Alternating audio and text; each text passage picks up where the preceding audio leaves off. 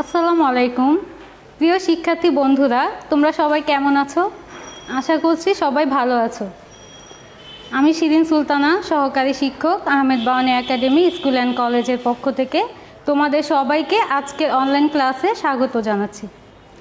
আজকে আমরা প্রাথমিক বিজ্ঞান বইয়ের তৃতীয় অধ্যায় বিভিন্ন ধরনের পদার্থ এই বিষয়টি নিয়ে আলোচনা করব। তো শিক্ষার্থী বন্ধুরা, চলো আজকে আমরা পদার্থ কি এবং পদার্থ কয় ধরনের এই বিষয়গুলি সম্পর্কে শিখব। তো পদার্থ হচ্ছে যার ওজন আছে এবং যে জায়গা দখল করতে পারে তাকেই পদার্থ বলবো। তার মানে কি, পদার্থের ওজন থাকবে এবং পদার্থ স্থান দখল করবে। যেমন আমার হাতে দেখছো, এটা হচ্ছে কি একটি ডাস্টার। তো ডাস্টার কি, এটা হচ্ছে একটা ওজন থাকবে এবং আমি যদি ডাস্টারটি টেবিলের উপরে রাখি তাহলে ডাস্টারটি টেবিলের একটি জায়গা দখল করে রাখবে। সেজন্য ডাস্টার হচ্ছে একটি পদার্থ।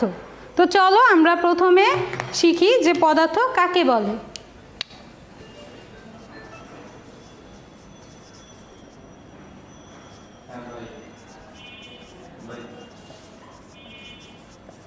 পদার্থ কাকে বলে, তাহলে আমরা কি লিখব? পদার্থের ওজন থাকবে এবং পদার্থ স্থান দখল করবে।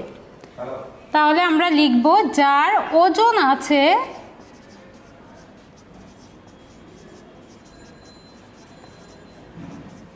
এবং জায়গা দখল করে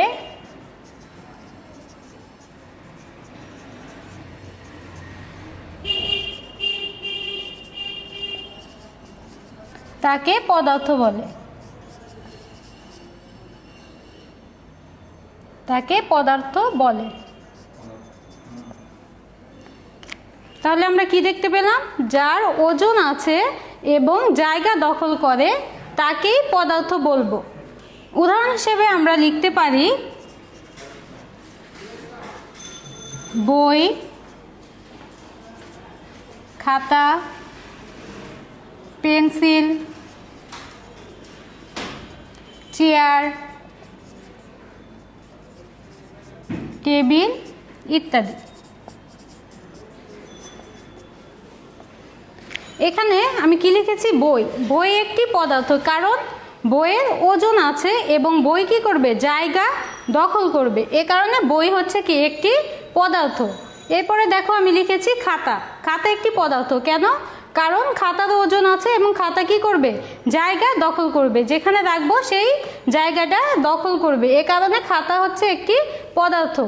এরপরে চেয়ার, টেবিল ইত্যাদি হচ্ছে পদার্থ। তো এই যে পদার্থ তোমার বিভিন্ন ধরনের হতে পারে। তো আমরা আজকে শিখব পদার্থ কয় ধরনের। পদার্থ হচ্ছে 3 ধরনের। একটি হচ্ছে কঠিন পদার্থ, একটি তরল পদার্থ এবং বায়বীয় পদার্থ। তাহলে তোমাদের যদি প্রশ্ন আসে যে পদার্থ কয় ধরনের, তাহলে আমরা কি লিখব? পদার্থ 3 ধরনের। তো চলো আমরা এই উত্তরটি লিখি।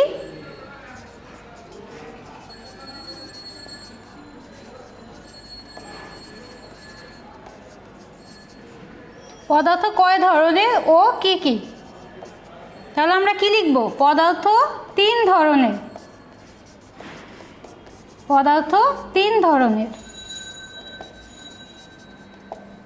যথা 1 কঠিন পদার্থ, এরপরে হচ্ছে তরল পদার্থ,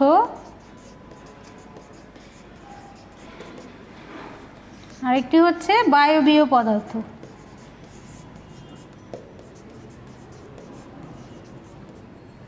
তাহলে আমরা কি লিখলাম? পদার্থ কয় ধরনের ও কি কি? পদার্থ 3 ধরনের, যথা কঠিন পদার্থ, তরল পদার্থ, আরেকটি হচ্ছে বায়বীয় পদার্থ। এখন চলো আমরা দেখি কঠিন পদার্থ কোনগুলি। যে সকল পদার্থের নির্দিষ্ট আকার এবং আয়তন আছে সেটি হচ্ছে কঠিন পদার্থ। তাহলে আমি কি বললাম? কঠিন পদার্থের কি থাকবে? কঠিন পদার্থের একটি নির্দিষ্ট আকার থাকবে এবং কঠিন পদার্থের আয়তন থাকবে।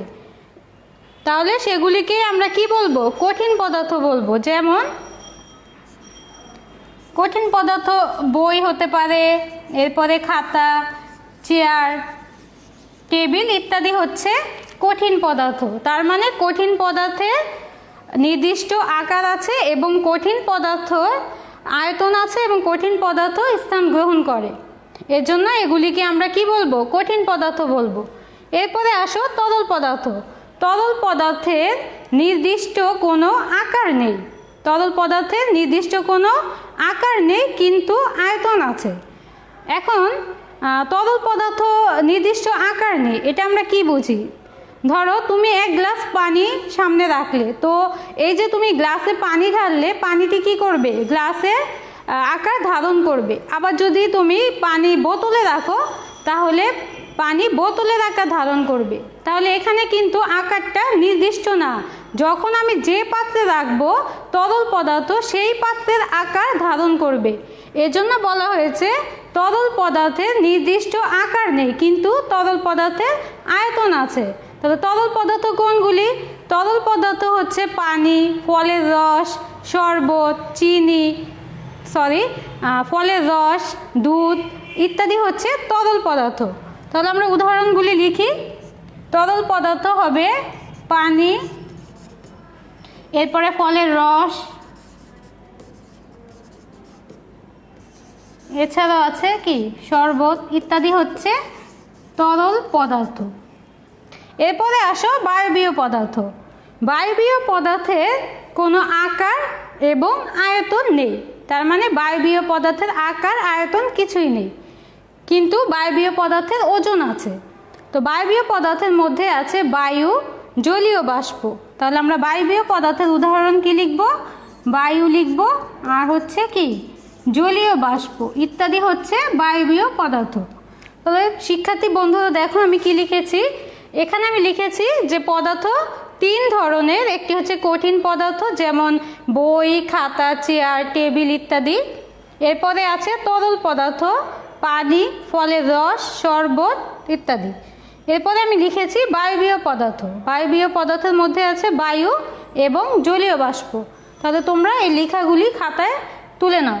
প্রথম প্রশ্নটি হচ্ছে পদার্থ কাকে বলে এবং দ্বিতীয় প্রশ্নটি হচ্ছে পদার্থ কয় ধরনের ও কি কি।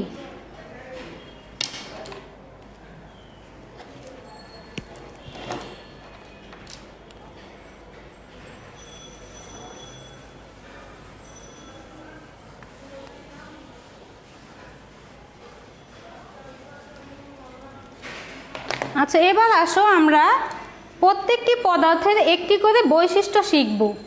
একটি হচ্ছে কঠিন পদার্থ, কঠিন পদার্থের একটি বৈশিষ্ট্য শিখব, তরল পদার্থের একটি বৈশিষ্ট্য শিখব এবং বায়বীয় পদার্থের একটি বৈশিষ্ট্য শিখব।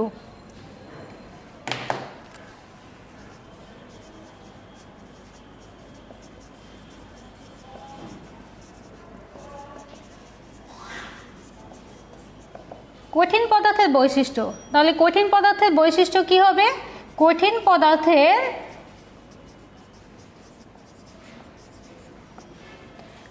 নির্দিষ্ট আকার এবং আয়তন আছে।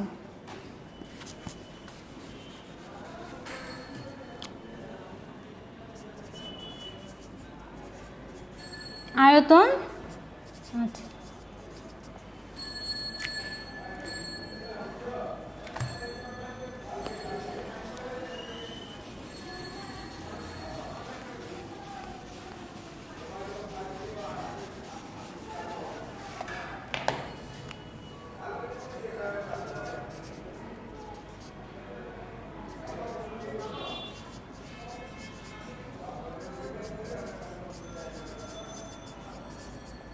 দেখো তরল পদার্থ। তরল পদার্থের বৈশিষ্ট্য, তরল পদার্থের নির্দিষ্ট আকার নেই কিন্তু নির্দিষ্ট আয়তন আছে। তাহলে আমরা কি লিখব? তরল পদার্থের নির্দিষ্ট আকার নেই, নির্দিষ্ট আকার নেই কিন্তু আয়তন আছে, আয়তন আছে।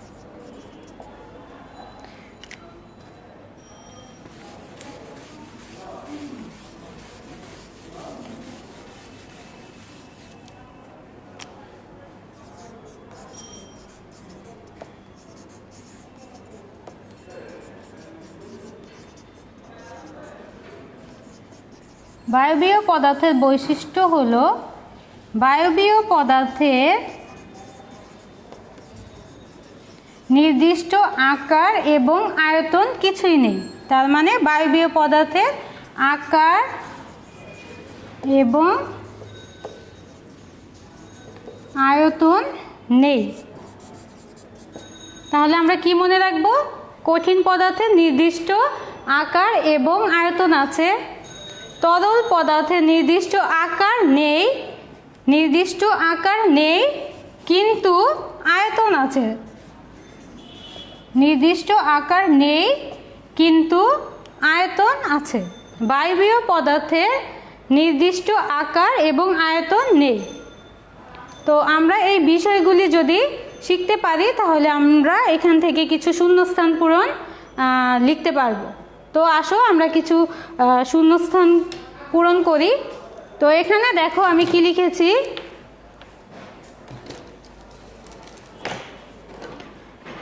এখানে দেখো প্রথম শূন্যস্থানটি হচ্ছে পদার্থ ড্যাশ প্রকার। তাহলে একটু আগে আমরা শিখেছি পদার্থ তিন ধরনের, তার মানে পদার্থ তিন প্রকার। তাহলে আমরা এখানে কি লিখব? পদার্থ কয় প্রকার? পদার্থ তিন প্রকার। এরপরে শূন্যস্থানটি দেখো, বই খাতা টেবিল ড্যাশ পদার্থ। বই খাতা টেবিল কি পদার্থ? বই খাতা টেবিল হচ্ছে কঠিন পদার্থ। পরের শূন্যস্থানটি দেখো, ফলের রস ড্যাশ পদার্থ। ফলের রস কি পদার্থ? ফলের রস হচ্ছে তরল পদার্থ, তরল পদার্থ। এরপরেরটি দেখো, জলীয় বাষ্প ড্যাশ পদার্থ। জলীয় বাষ্প হচ্ছে বায়বীয় পদার্থ। তাহলে আমরা এখানে কি লিখব? বায়বীয়। এরপরে পাঁচে আছে তরল পদার্থের ড্যাশ নেই। তরল পদার্থের কি নেই? দেখো আমি এখানে লিখে রেখেছি তরল পদার্থের নির্দিষ্ট আকার নেই। তাহলে আমার এখানে শূন্যস্থান পূরণে আমি এখানে খালি ঘরে কি লিখব? এখানে লিখব তরল পদার্থের ড্যাশ নেই, তার মানে আকার নেই। তো শিক্ষার্থী বন্ধুরা, তোমরা পদার্থ কি, পদার্থ কয় ধরনের এবং পদার্থের বৈশিষ্ট্য কি, এই বিষয়গুলি শিখবে। তো চলো আমরা আরেকবার রিভিশন দেই। কঠিন পদার্থের বৈশিষ্ট্য হচ্ছে কঠিন পদার্থের নির্দিষ্ট আকার এবং আয়তন আছে। তরল পদার্থের বৈশিষ্ট্য হচ্ছে তরল পদার্থের নির্দিষ্ট আকার নেই কিন্তু আয়তন আছে। এরপরে হচ্ছে বায়বীয় পদার্থ। বায়বীয় পদার্থের বৈশিষ্ট্য হলো বায়বীয় পদার্থের আকার এবং আয়তন নেই। তো চলো এই শূন্যস্থানগুলি আরেকবার দেখি। পদার্থ ড্যাশ প্রকার। পদার্থ তিন প্রকার। বই খাতা টেবিল কি পদার্থ? বই খাতা টেবিল কঠিন পদার্থ। ফলের রস ড্যাশ পদার্থ। ফলের রস তরল পদার্থ। এরপরে আছে জলীয় বাষ্প ড্যাশ পদার্থ। জলীয় বাষ্প বায়বীয় পদার্থ। এরপরে হচ্ছে তরল পদার্থের ড্যাশ নেই, তরল পদার্থের আকার নেই। তো তোমরা এই বিষয়গুলি আজকে শিখবে। তো আজকের ক্লাস এই পর্যন্তই। সবাই ভালো থেকো। আল্লাহ হাফেজ।